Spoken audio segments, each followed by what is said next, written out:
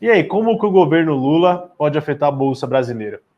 E aí a gente viu muito aí no início do mandato a Bolsa derretendo, o dólar subindo, frente às incertezas em relação aos rumos econômicos do país, e agora a gente está, de certa forma, em estabilidade. Até a quinta, eu acho, alta consecutiva na Bolsa, eu não vi os últimos dados, mas a gente estava em torno de 110 mil pontos.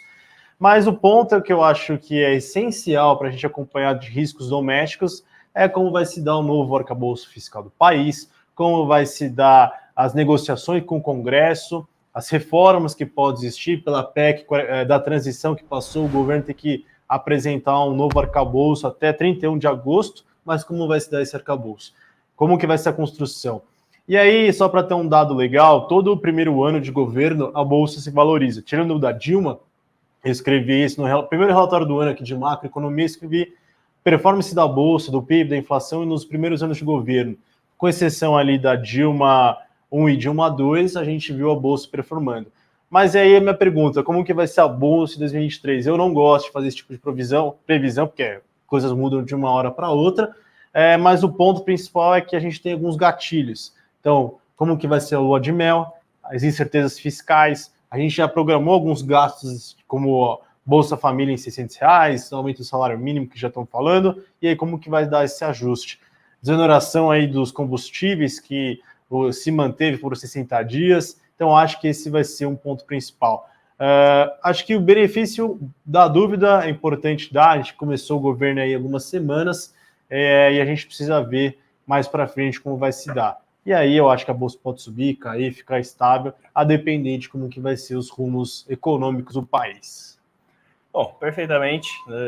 Eu acho que até dá para mencionar, né? Assim, no internacional, por exemplo, a gente já investiu em ativos de países que estavam passando por momentos adversos na política, né? Então, posso até dar um exemplo para o espectador que está acompanhando a gente agora, né? A gente teve, como você bem sabe, algumas alocações em empresas na Argentina, né, que foram feitas tanto em 2020 quanto em 2021.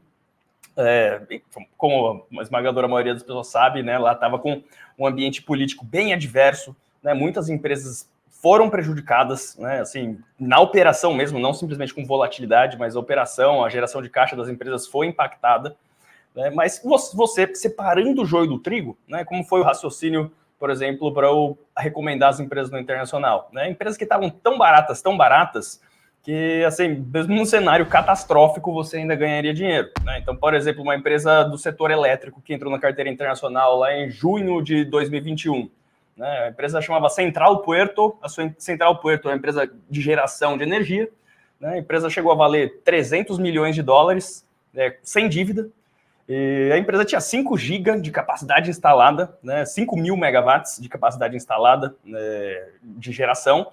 E a empresa ela tinha acabado de fazer, né, fresquinho, 373 megawatts, então menos de 10% da capacidade instalada dela, né, de usinas eólicas. Né? E usina eólica, para você fazer 1 megawatt, você gasta mais ou menos, né, não tem muito como se fugir disso, 1,4 milhão de dólares por megawatt.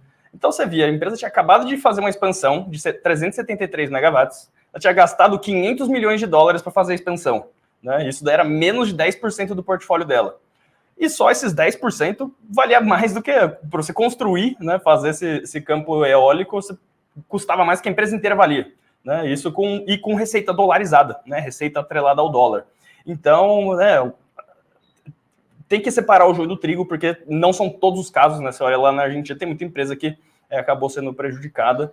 E aqui no Brasil? Mas é um caso de sucesso isso. É um caso de sucesso, né? Se vocês quiserem jogar aí a cotação e ver como que o assinante internacional performou aí, é Central Puerto, acho que acho não, né? É CEPU, o ticker, olhar aí de junho de 2020 e 2021 até hoje, quase triplicou a empresa. Tem outros 2 casos da Argentina que foram muito bem.